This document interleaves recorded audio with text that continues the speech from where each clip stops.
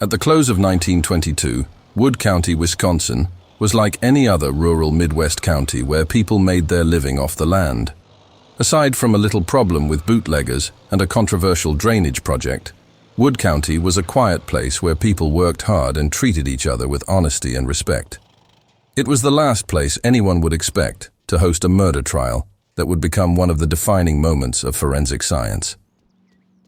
The year had been a contentious one for the county commission. The first issue, Commissioner James Chapman and the board had to contend with, was an attempt to curtail the rise in bootlegging activity in the county. They voted in an unpopular and draconian ordinance to punish anyone connecting with violating prohibition laws and provided an additional $5,000 appropriation for the sheriff to enforce the law. The board was making it clear to everyone, from the organized bootlegger to the farmer who ran a small still, that prohibition was the law of the land, and that Wood County would brook no violation.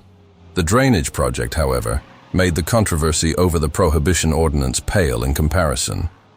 For years, farmers and landowners had struggled with controlling the flooding of the Wisconsin River, which meandered through the county.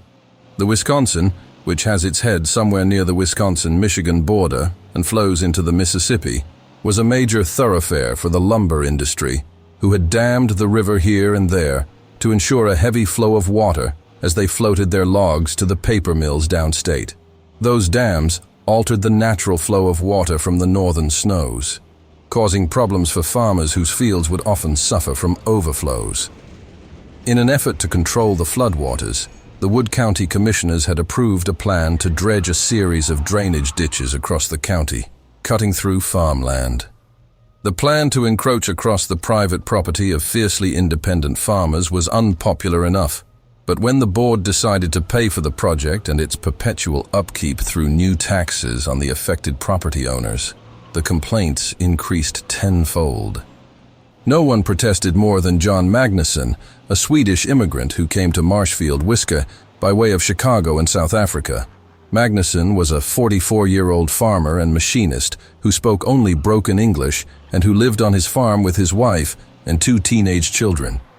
He had no use for drainage ditches on his property, and even less use for new taxes, and made no secret of the fact that he was not opposed to violence to stop the project. Once, when approached by neighbors asking him to sign a petition against the project, Magnusson told them he planned to peck against the headman of the project with his rifle. Magnusson was the prime suspect in the summer of 1922, when a dredge working on the project exploded in a fireball near his property. The dredge was loaded with 100 gallons of gasoline and an equal amount of diesel fuel when it exploded in the middle of the night. Although TNT was being used as part of the dredging project, the explosive was housed several hundred yards away. Few people believed that the blast was an accident, but investigators were unable to prove conclusively that the dredge was sabotaged. In the fall of that year, Magnusson approached the Drain Commission to protest the ditch assessment he received. The discussion quickly turned ugly. Magnusson threatened a lawsuit, then claimed Chapman was accepting bribes from the firms digging the ditches. Finally, Magnusson threatened violence. Chapman responded that he would make it hot if Magnusson continued to assert he was on the take, but promised to review Magnusson's assessment.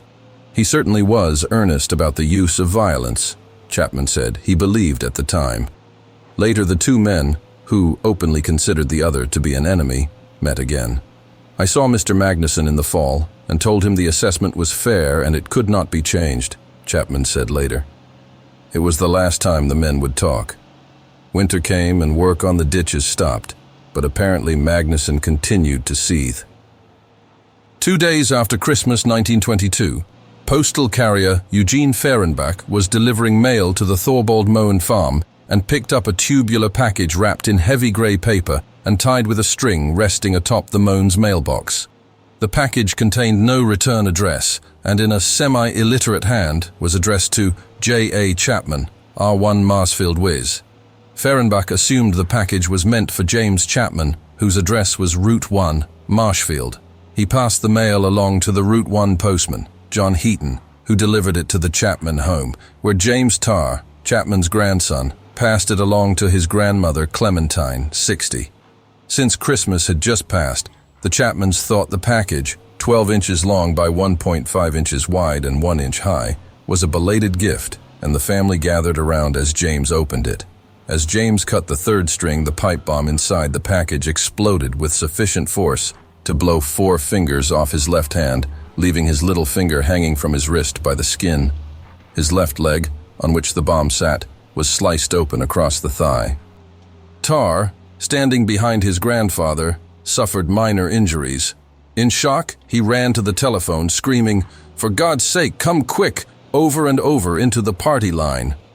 By the time help arrived, James Chapman had managed to crawl to his wife, but there was nothing that could be done for her. She died in the Marshfield Hospital the next day, about the time doctors were amputating what was left of Chapman's left hand. Surgeons were unable to remove a shard of iron that had embedded itself in Chapman's leg. He would have it there for the rest of his life, just one reminder of the attack. The force of the explosion drove the pocket knife Chapman used to cut the strings 2 inches deep into the wood floor, and investigators later counted 40 holes in the walls caused by wood and metal shards. The principle behind an explosion is quite simple, regardless of the compounds that make up the explosive material. An explosion is simply a confined combustion of oxygen and carbon, which combine to form carbon dioxide. In the open, this chemical reaction, when combined with heat, of course, makes fire. When confined, however, the rapidly expanding gas pushes against its container in what we call an explosion. If the container can withstand the force of the expanding gas, the explosion is harmless and can be quite useful, for example, in an internal combustion engine. When the container cannot withstand the force, it can be termed a bomb. The more gas that is produced compared to the remaining solid from the base. Chemicals determines the strength of the explosion. It did not take experts from the U.S. Treasury Department and postal inspectors long to piece together the composition of the bomb that killed Clementine Chapman. It was fueled by picric acid, one of the earliest synthesized explosives, and something readily available in a farming community like Wood County. The explosion was set off by the primer portion of a shotgun shell which ignited a detonator cap. A spring-loaded trigger made from a wagon bolt that struck the primer was connected to one of the strings binding the package. The bomb itself was a brass pipe encased in a white elm shell. For shrapnel, the bomber had used bits of brass and iron. Although the explosion was sufficient to kill 1 person, critically injure a second, and give a third minor injuries, Tar received a cut above 1 eye. There was enough of the gray wrapping paper left to allow investigators to study the handwriting of the sender and the presumed bomber. Just as it didn't take investigators long to piece together the bomb, it didn't take long for them to decide on their prime suspect. While there was some speculation initially that the bomb came from bootleggers in the area who were unhappy with James Chapman's crusade against the illegal stills that dotted the county, police made it clear that they wanted very much to talk to John Magnuson. On December 29, 1922, in what was the largest funeral anyone in the area could remember, the people of Wood County buried Clementine Chapman. The mood was ugly, and there were more than a few people talking about a lynching. Posses of lawmen, citizens, and newsmen who had flocked to the small city of Marshfield fanned out across the area in search of Magnuson. Perhaps fortunately for him, Magnuson was arrested by Sheriff Walter Mueller and his undersheriff, Cliff Bluett. On January 4, 1923, Magnuson, protesting his innocence, was bound over for trial on first-degree murder charges. The investigation and trial would turn out to be one of early forensic science's defining moments. In an era when fingerprint evidence was just beginning to be used in the courtroom, the guilt or innocence of John Magnuson would hang on whether prosecutors in a small Wisconsin county could convince a jury to believe the testimony of forensic linguists, handwriting analysts, ballistics experts, and chemists. Forensic linguistics is one of the most fascinating applications of a so-called soft science to the law. Linguistics is the scientific study of language, while forensic linguistics is the application of the observations of this study to the law. In other words, how words, speech, syntax, and other parts of language can be used as evidence in a court. The fact that police, with the help of a linguistics professor, could use language to track down a criminal is an example of forensic linguistics. In the Magnuson case, Professor J.H. Stromberg of the University of Minnesota was called by the prosecution as an expert witness in the Swedish language. Stromberg examined the scrap of paper left from the bomb wrapper that contained the address Marsfield rather than the correct spelling, Marshfield. A Swede, he explained, would pronounce Mars as marsh, and an uneducated Swede would spell field as filled or filled. Thus, it could be reasonably inferred that an uneducated Swede would spell Marshfield as Marsfield. Following up on this testimony, the arresting officers presented handwriting exemplars from Magnusson in which he wrote the word Marshfield 5 times. Each time Magnusson left out the H and the E. Later, after he employed an attorney, he correctly spelled Marshfield. Although this evidence was interesting and possibly damning, it only showed that someone with knowledge of Swedish addressed the package containing the bomb. Unfortunately for Magnusson, he was the only known Swede in the area with a motive to attack Chapman. Magnusson's handwriting, along with the evidence from the scene, was submitted to 3 experts: John F. Tyrrell, Albert S. Osborne, and J. F. Wood. These 3 men were at the time the giants in the field of scientific handwriting analysis. Osborne was the author of the field's Bible, Questioned Documents, and would in a few years testify as an expert for the prosecution in the trial of Bruno Hauptmann for kidnapping the Lindbergh baby. He also served as the first president of the American Society of Questioned Document Examiners. Osborne, often cited as the father of handwriting experts, noted 14 points of similarity between Magnusson's exemplars and the bomb wrapper. Osborne's testimony centered on the small letter F in the word Marshfield, which he said was unusual in its significance and peculiarity because of the downward stroke of the cross characters on the Fs in the sample. He also noted several examples of overwriting and remarking and improving the letters.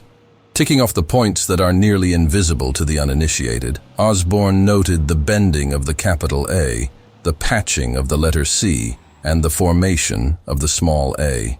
The W's also demonstrated similarities, as did the small s's. Not only did the letters themselves tend to indicate that the same person wrote them, the spaces between them also pointed to a single author, Osborne said, referring to the distance between the J and the A and the C and H. Equally telling are the consistent dots at the top of the letter A, he said. The writing was also examined from the point of view of its physical formation. Commonly used ballpoint pens were not invented until 1935, so it was obvious that the address had been written on the package by fountain pen.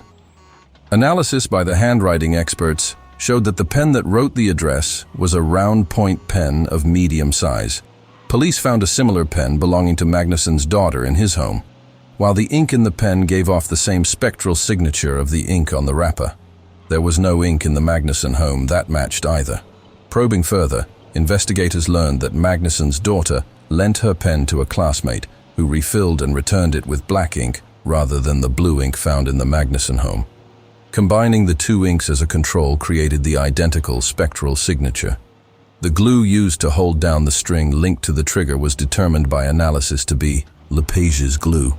The same glue with the same chemical makeup was used to fix another pen in the Magnusson house. Professor Arthur Kohler of the United States Forest Products Laboratory at Madison testified for the state that sawdust taken from Magnusson's workbench was of white elm. This would not have been significant had not the Magnusson denied that he had ever worked on elm wood in his shop in his life. He admitted having worked on oak.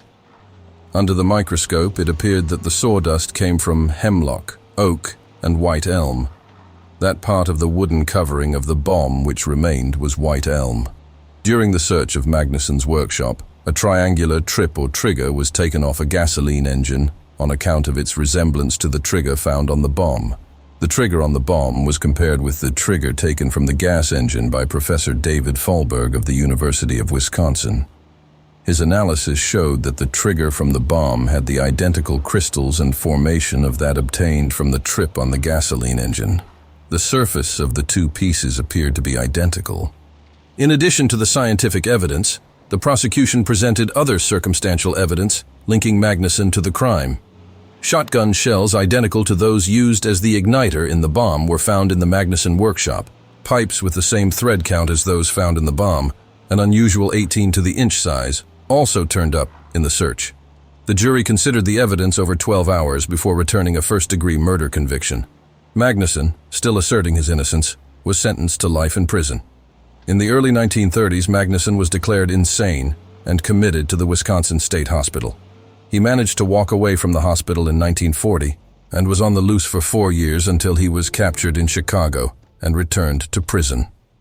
He was paroled in 1952 on the condition that he leave Wisconsin. He died in Grayling, Michigan at the age of 78 4 years later.